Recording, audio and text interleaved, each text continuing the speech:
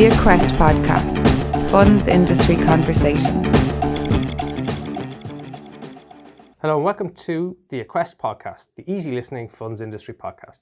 For this episode, I'm delighted to be joined by Ronan Brennan, who is the head of CSS RegTech in Ireland. Yep. Am I right, Ronan? Correct, yeah. I'm the Chief Product Officer with Compliance Solution Strategies, or CSS RegTech as we refer to ourselves, responsible for our global strategy around products we're bringing to market and products we have in the market today. It's always a good start to the podcast when I get the name of my co-host right and their title. Tell us a little bit about yourself. So, background in computer science, started working in the investment fund industry through my involvement with the Moneymake Group, and then a number of years ago that was acquired by CSS, who I work for today, and have spent the vast majority of my career managing data-related products, the management of data in the investment fund industry and how firms make that data available in the public environment and indeed file it with regulators. So it's always been focused on that final mile where the data ends up in the public domain and more predominantly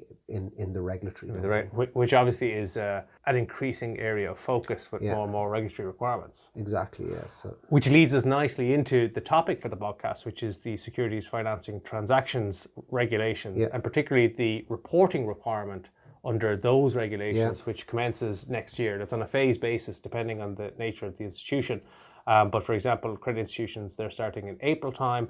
And more directly for us in the asset management world, it's the funds and the ManCos is October 2020. Yeah. So if you think about it, the SFT issuers are all in phase one. So credit institutions, capital markets, sell side, that's all April next year. And we're already engaged with clients on that side.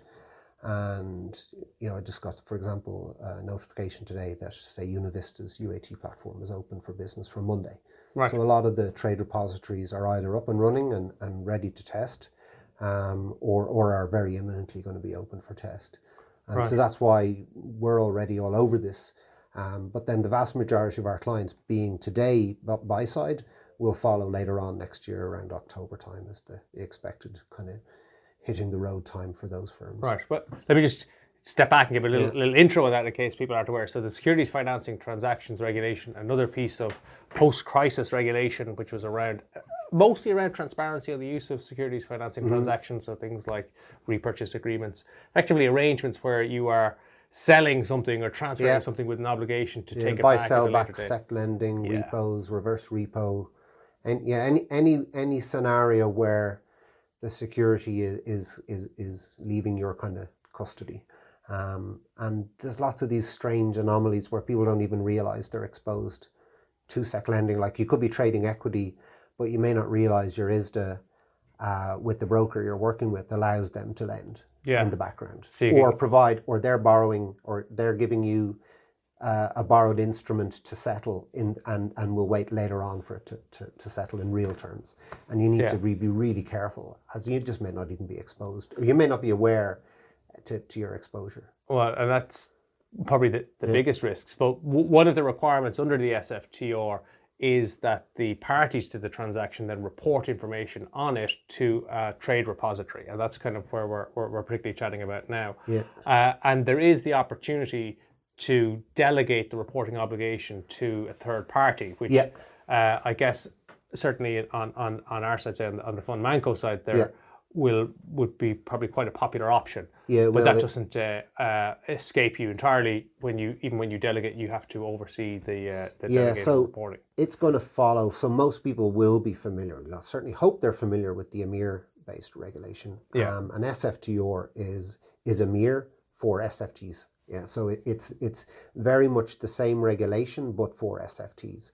And so firms on the buy side will be used to having delegated EMIR reporting to their broker or to the counterparty, and SFTR will follow a similar pattern. We would expect many asset management firms and buy side investment firms to delegate that responsibility to another third party.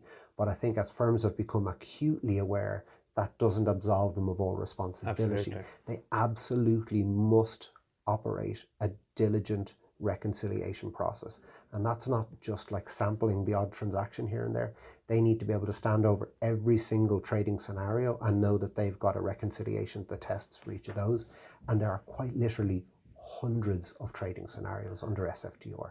And that's the real challenge for firms, is actually building a diligent, thorough reconciliation process to the point where many people are saying, well, actually, to do the reconciliation, you nearly need to run the whole process through yourself. You just might not do the final mile filing, but you'd need to be running the whole data set through to be sure that everything is being reported appropriately. So you work with firms that have delegated that reporting to other parties? We work with both sides. So we work with firms that want to do the reporting themselves. We work with firms that want to operate a diligent reconciliation process. And then we also work a step back, helping firms gather the data itself in the first place to route it to wherever they want. So they might want to route it to another party. So we would provide reporting services ourselves, but we also are agnostic if the client wants to send it to a third party to do reporting. So we have what I would call data integration technology that facilitates the kind of the conflation of all the different data requirements and routing a clean feed through to a third party that they want to work with. And so where firms are delegating the reporting, and you mentioned there that the oversight is quite onerous. They really got to be on top of the scenarios and the reporting and the exceptions to the reporting or the fail reporting. How is it that firms are going about that? Is it a very technological solution? Is that kind of the general approach that firms are trying to take? To do the reconciliation, is it? Yeah, well, the key understanding you'll need to, the key determinant they have to know is what's reportable and what's not reportable. So in order for them to do a proper and thorough due diligence and as part of their reconciliation, they need to really have a deep understanding of, in every situation, and so what we call them trading scenarios. So for each trading scenario, is the transaction a reportable transaction or not? And then they need to verify, well, actually, did my counterparty, did the party to whom I delegated actually report that? So they are able to do that. You're able to get an account with the trade repository to kind of suck the data back from them. And you're then expected to consume the data back from the trade repository, confirm the flow of information in one end, and confirm that for each reportable scenario that the trade is actually in the trade repository. So that's confirming that what was reportable was reported. But you also need to verify that you didn't over-report. So you also need to check. So the first check would expose under-reporting. So it would expose if, oh wow, something here was reportable, but it's not in the trade repository. So for some reason my broker didn't send that on, or my counterparty. But at the same level, there might be a scenario where your delegation endpoint has reported something they shouldn't have, and that's equally not. It might not seem as egregious, but as far as the regulator is concerned, over-reporting appears to be as egregious as under-reporting. Well, it puts you in a position where, as a regulator, if you're trying to rely on data to perform analysis, and the data isn't right, your analysis is not going to be right. Correct. So it's a problem as well. Yeah. What we can see, and this applies here in Ireland as much as anywhere else, is that the regulator has thematically examined parties that were doing delegation under EMIR. So lots of ManCos and service providers and ManCo service providers here in Dublin were doing EMIR reporting on behalf of their clients. And the central bank are verifying that they have got a diligent process for reconciliation in place. So it is something that it is a thematic thing they are checking. And so there is no reason not to expect that they would not be as thorough in their analysis of firms that are registered for SFTR. Yeah, certainly it's sensible to assume that the letter that they issued in relation to EMIR and oversight of delegate reporting under EMIR, that a similar approach would be taken under SFTR because the risks are the same in the process. Yeah, and we've come across parties in the industry that have been subject to audit and have had issues exposed and remediation was required. And so we know that there must be a number of firms out there that didn't have the right systems or processes in place and have had to kind of refactor what they did. And so the tech solution that you provide to the parties that are delegating, that presumably takes into account the kind of expectations that the regulator has set out via things like its themes inspection. So we would configure directly at that client's credentials into our platform. It would consume the data from the the relevant trade repository through which their trades were reported. We'd consume that data back. And then on the other side, we would take in all their trades and analyze them for reportability and compare them against what was reported. Yeah. So on top of that, then they'll layer some governance in terms of escalation procedures and who's responsible for what, but the nuts and bolts of actually doing it. And then the key thing we're seeing in the market as well is that there's a rise in firms that are looking to, at one level they're saying, yeah, we want to buy a technology that does this, but there's more and more a trend toward managed service. So clients are saying, we want someone to kind of hold our hand and kind of walk this path with us, So it's not just we want to buy our technology and thanks and good luck, we'll operate it ourselves and work it out and we'll do all the work. There's a lot of firms now coming to the market saying, yeah, look, what we're actually really looking for is a partner here, someone that can walk the path with us and help us and guide us and show us, shine light on something that to them is quite obtuse.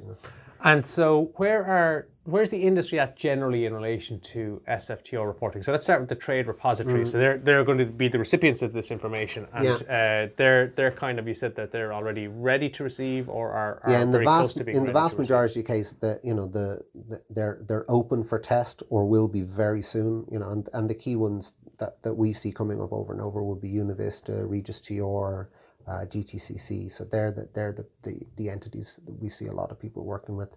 And that's the current phase for people reporting in April. That's what they want to do, is get into test as soon as possible. And presumably they're quite well advanced, the April group, in terms of doing that testing, making sure that they're ready to hit the button when April rolls around. Although, as you'll see when we have an event next week, where we have a round table with Kaizen and yourself and some others that are coming along, you'll see there's still quite a lot of questions to be answered.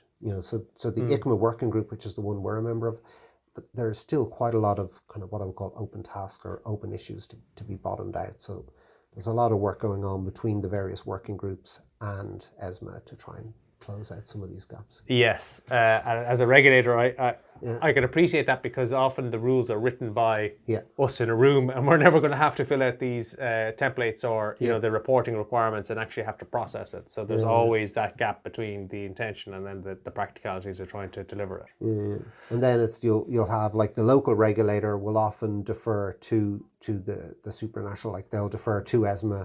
And that just creates a little bottleneck again. So we have the same issue right now at MM4. So we have clients that need to file here with the central bank, but at the same time, the central bank are kind of pushing us back toward ESMA if we're certain kind of what they would see as top level clarification should be required. Exactly, because from an ESMA point of view or European point of view, I want the same approach taken in Ireland as Germany and France and everywhere else. So there's you don't want one national regulator giving you one answer and then you go to another jurisdiction. Unintentional gold plating. Not required. So then, in terms of the asset management industry and the management companies coming through in October, is it the case that the other side of that transaction will already have been engaged in reporting under SFTR from April? Yeah, so as such, it'll be kind of one-sided reporting up to that point. Okay. And then from October, it becomes like EMIR today, two-sided reporting. Nearly there's another phase. I mean, I've got so many different transaction regulations in my head at the moment because we run a product with kind of global coverage.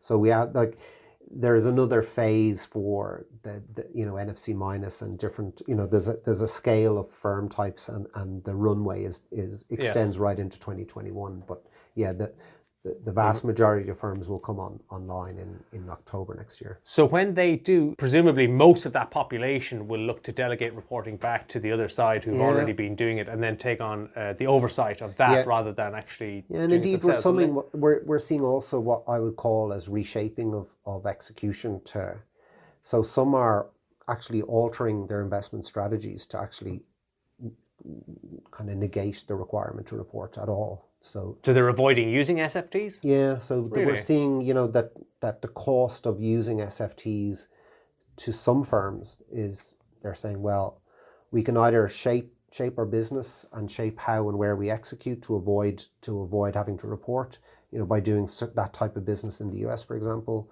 or just stopping it completely to avoid having to report. So I would see this having an impact in the industry. These are what you might consider unintended consequences. but it's come up more than once where a firm, as we would call it, is reshaping their business to avoid the regulation.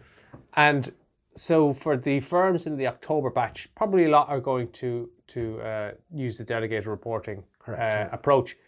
Have they started to engage? Are they on this? Or are they so what they're doing right now is what we would call data discovery. So they're trying to understand. Well, first off, they're analysing probably the data from the ICMA working group, trying to understand all the different trading scenarios and trying to understand which ones apply to them, and then working their way back from them to, okay, well, which type of transactions and which OMS or execution platform are we going to end up being exposed to? Because they'll often have many different places where they are exposed to SFTs depending on how and where they're executing. So you have there's a kind of discovery process to work out where all this data is. And then with SFTR, there's a much broader data set than heretofore people were exposed to, say, with EMIR or with MIFIR. So there's even more data fields. And many of these data fields are new, like they didn't exist before, or it's kind of new data they'll need to get from the counterparty that they never stored up to this point. And you've got other things like UTI exchange, there's kind of pre-matching that's required. A lot of these, what I would call intricate details and challenges, are again key themes for our roundtable next week, where we'll have yourself and the Kaizen team, who we would see as kind of some of the market leaders in terms of thought leadership around the challenges required, and they themselves would provide a lot of those services around reconciliation oversight themselves.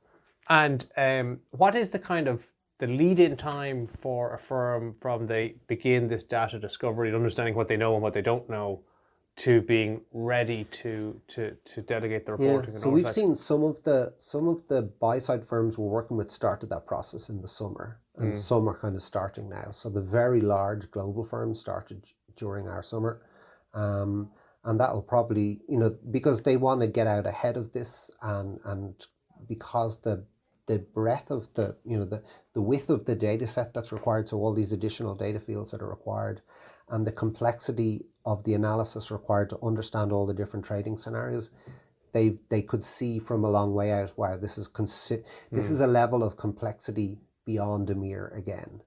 And so they had fair warning that this was a very problematic regulation to solve for, and people they haven't lost their memory of whatever about their memory of MiFID.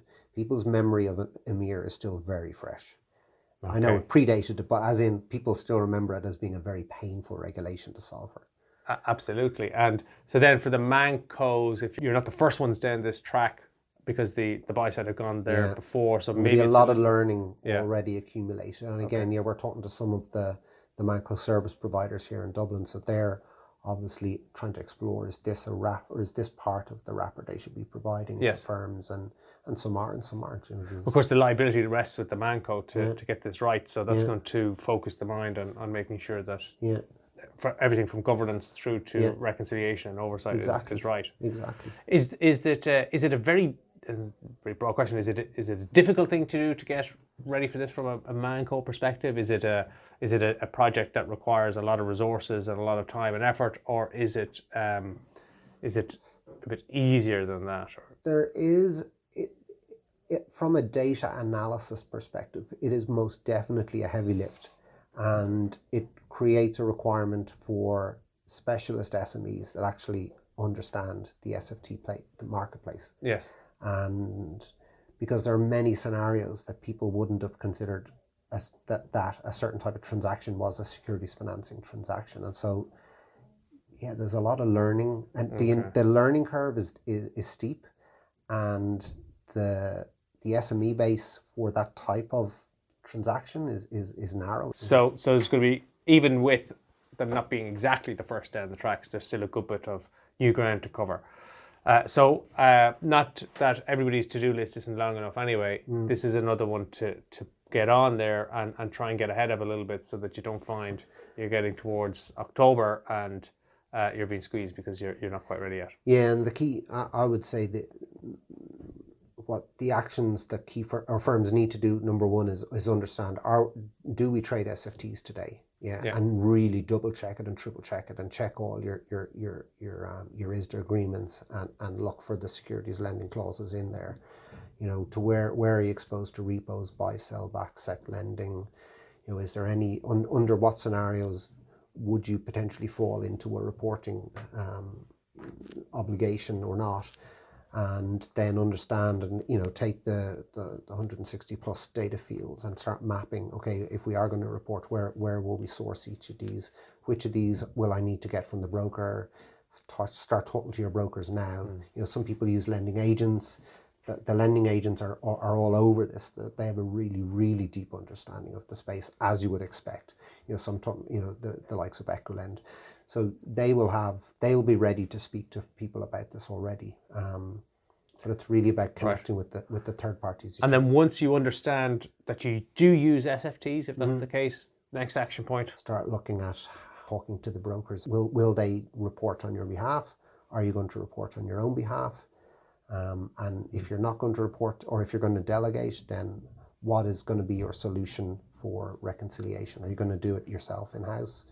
Or are you going to use a third party to do that? So, and how, if you're using a third party, what oversight will you use with that third party? Because ultimately that's your obligation. You might be able to get someone else to do the reconciliation for you, but you can't pass the risk to them. Yes. You must, as in, you'll always own that risk. Yes, absolutely. You'll always own the accountability. Yes. You can outsource the responsibility for doing it, never the accountability. Not the accountability. And next step 3 is to contact somebody like CSS, somebody like Aquest. We're doing work with firms. Glad you said that. And not we're also doing work with firms where they're trying to just understand from a regulatory perspective the background and the requirements involved, and understand the regulators' expectations around supervision and how they might go about the governance side of putting in place their arrangements that are going to oversee something like a tech solution to supervise their compliance. So that sets the scene nicely for our roundtable on Monday that CSS is hosting. We hope to issue a follow-up podcast after the event, to quickly summarise the chat on the day. And in the meantime, good luck with your SFTR investigations and compliance. And as I said, if you're any issues, get in touch with the likes of Ronan or ourselves here in Aquest. Thanks very much for listening, and we'll catch you next time. The Aquest Podcast, Funds Industry Conversations.